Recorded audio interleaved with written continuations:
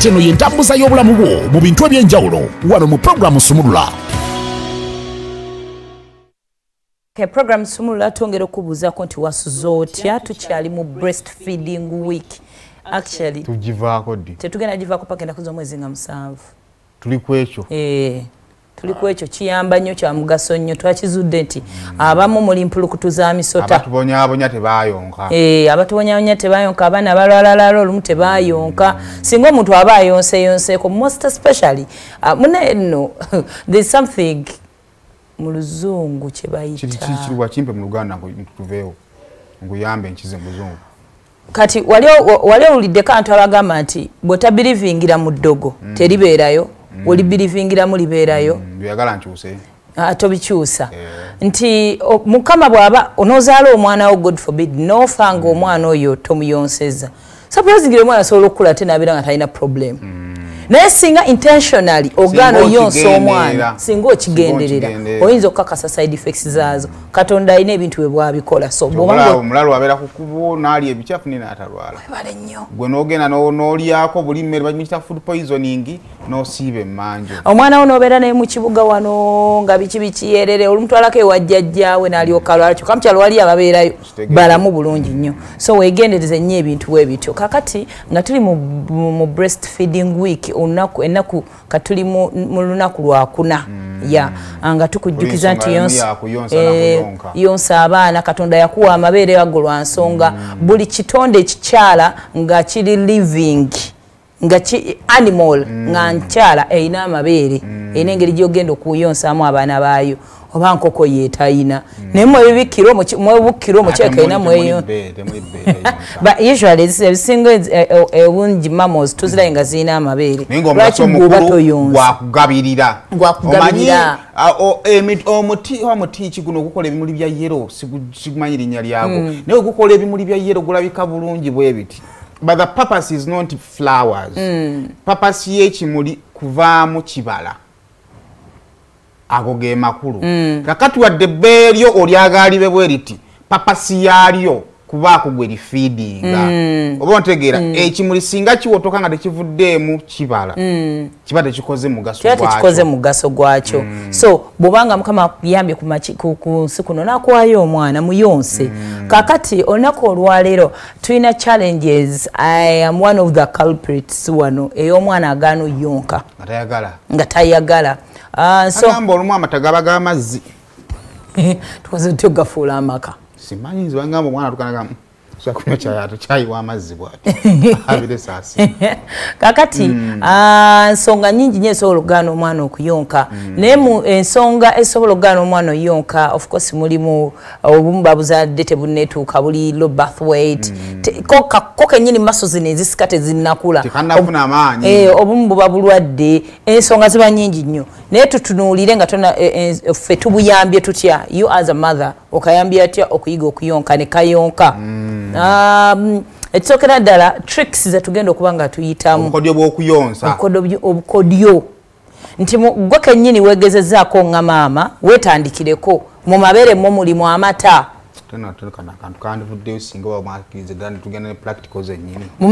mu mabeere mulimu amata okola kyonna ky'osobola okubeera nti ye emmere gy'oyagala okuwa munno yomweri ojja kuddawo kako omwana nga bbeere kalu mumanyi nnyo gamba sigenda kufuna baby weight sigenda nnywa buugi sigenda lya byenda nze sirina gava mbwannakabwere nga nze nampunduusa amatama wabula bw'otalya kyoba omanya as a mother kyolyako omwana kyalyako era bw'otalye ne glands z'amabeere tezigenda kukola ntesitinga atya nti nina amabeere buli mwana wo walya omanya mwegali nawe kanyini okayonsa nokola nga kakkuse kali tewaliwo measurements wa disitula nenyonkako nemanya nti mulimu munnange lisobola obbeera dde nawe tingalinga enkota y'ettooke naye nga temuli yadde ettondo ly'otubeere baligejja kirinnyabo ebyo ebizibu ate sirigejje nga liyonseza abaana so as a mother lya bino ebya baby weight ebyokugejja simanye ebyangeze byonna ojja biddira luvannyuma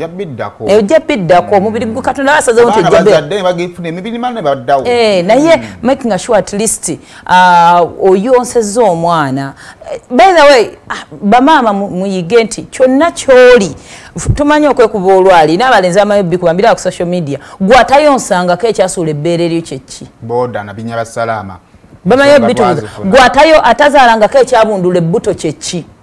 so ebbuto lyo kalibunduko olw'ensonga ng'akaanako weekali kalamu ebbeereyo kaligo olw'ensonga nga wayonsa akaanako byonna labika byolabika naye nga there's a reason waliwo ensonga so bw'oba ozadde omwana eragikako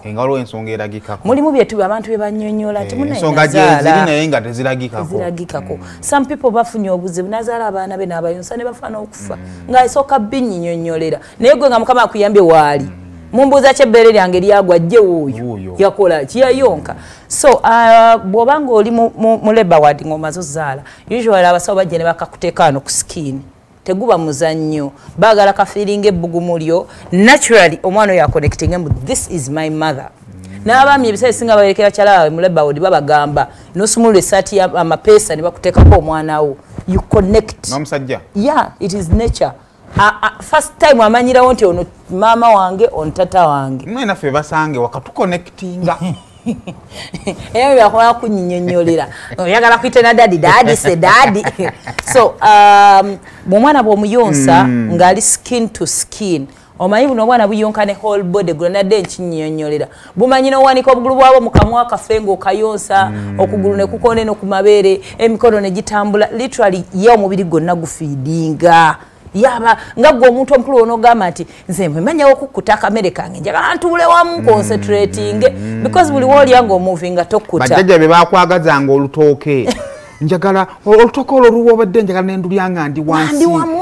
wansi ne babbebi bwe batyo so muteeke ku skin yo mwambule naawe weeyambule ku kifuba wano omuteekeko mubeere skin to skin n'ekirala ebbugumu ly'omwana lino n'eriryo likuyambako creatinga muli ebyo bya nature Katonda ye yabitonda bwe tunaabigendamu ebyatenjalwawo somehow nature ye Katonda muli aba awulira nti your body demands something kati eno warmth yo creatinga muli mammalian glands ne zireeta amata gano ne gajja omwana nafuna kyayonka so skin to skin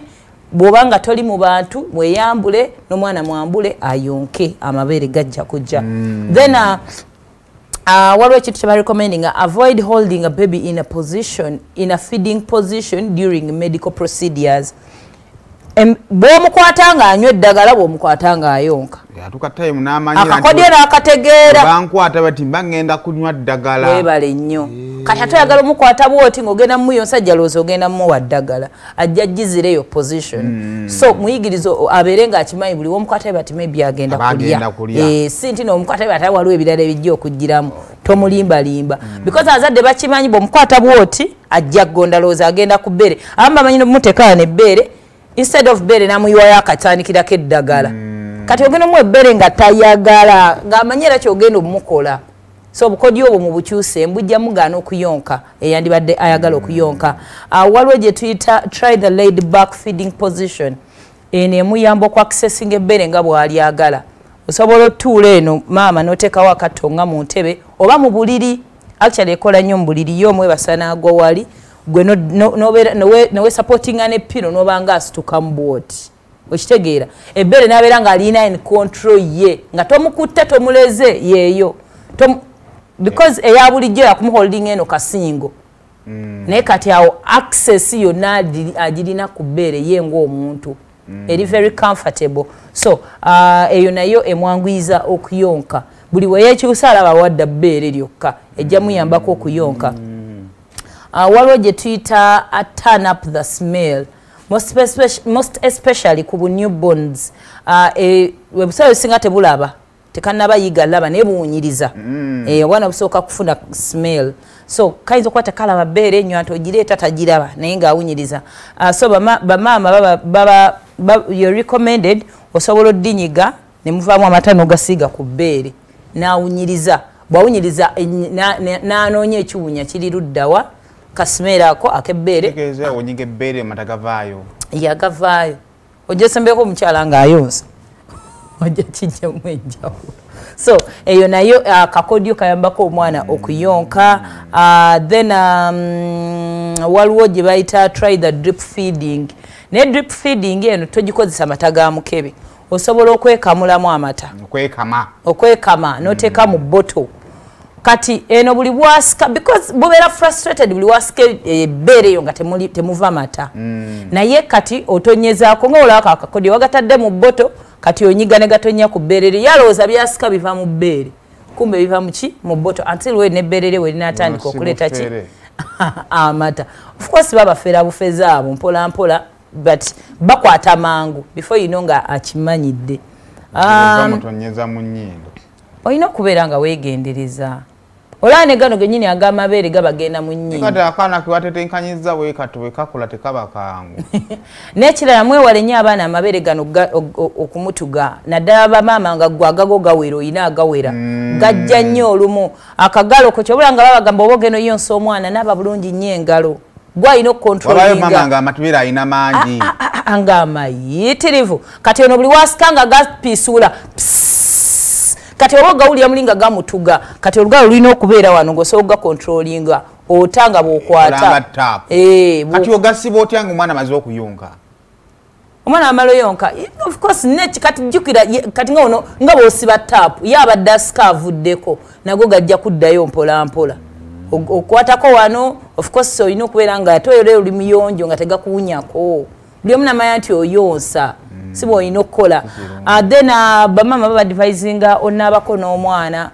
you sit back oba mu bathroom nga nnyonjoko bw'oba nga temulina bathroom nga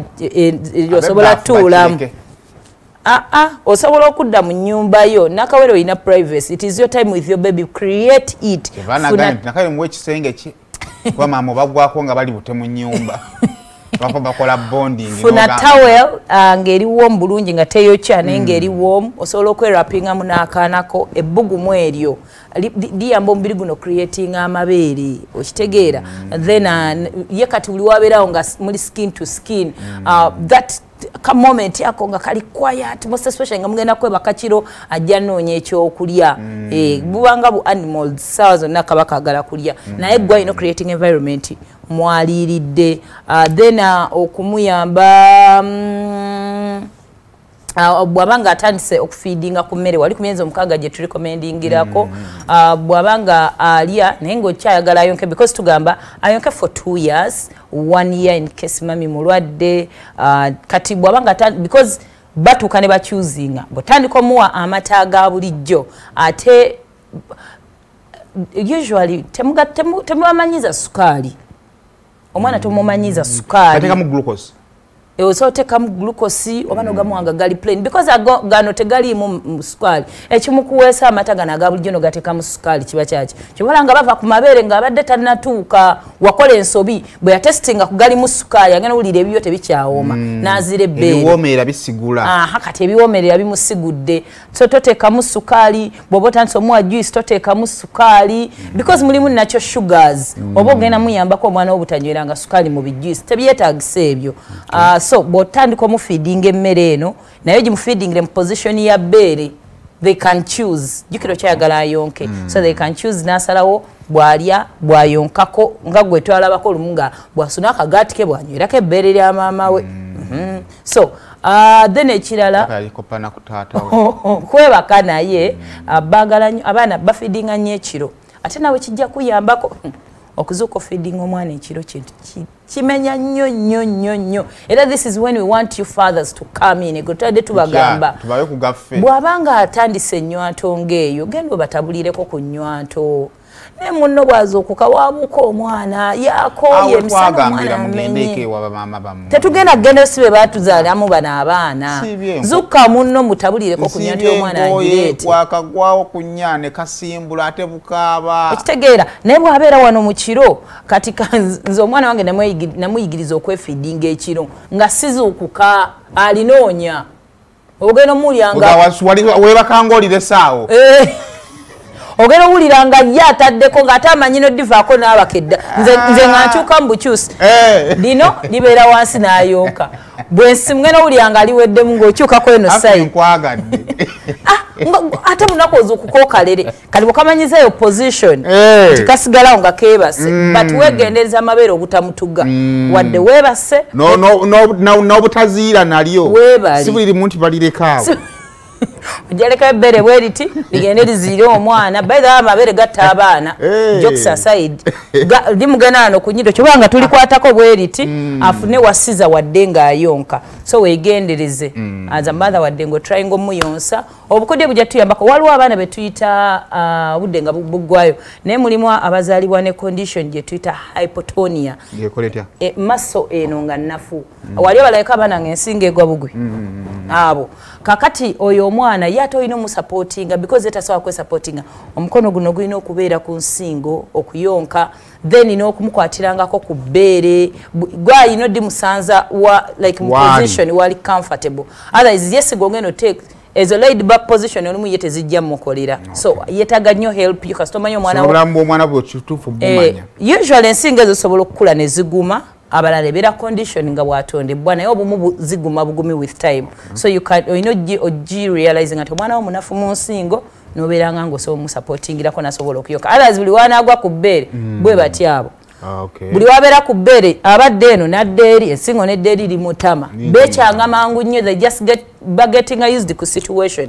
then omwana we engeri gy'afeedingamu okumanya nti ayonka bulungi pampa emirundi gyakola susu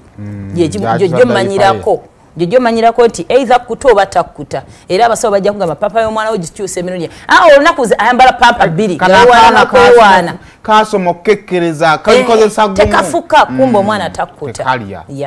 by the ku nsonga z'okuyonsa mwebala nyipozi nakunyumiza ku mboozi y'abayonseza mu takisi banaye okuyonsa muyonse naye tambula n'akasuuka weebikkeko tekiswaza omwana enjala wemulumira mu webbeere naye nga maama naye beera wabuvunaanyizibwa obikkako bwoti ku bbeere lyo omwana wo n'omuyonsa ate aba ne baba bakuzeekuze baswala ebisajja mu takisi bagamba tasala kuyonka n'aswala abasajja abalinaanyeewo temutukozesanga bait kuyamba baana mmwe kuyonka bw'otayonka ngenda ddi wa anko nyinza olemera mu takisi paka mbalala ng'olindaki balimbe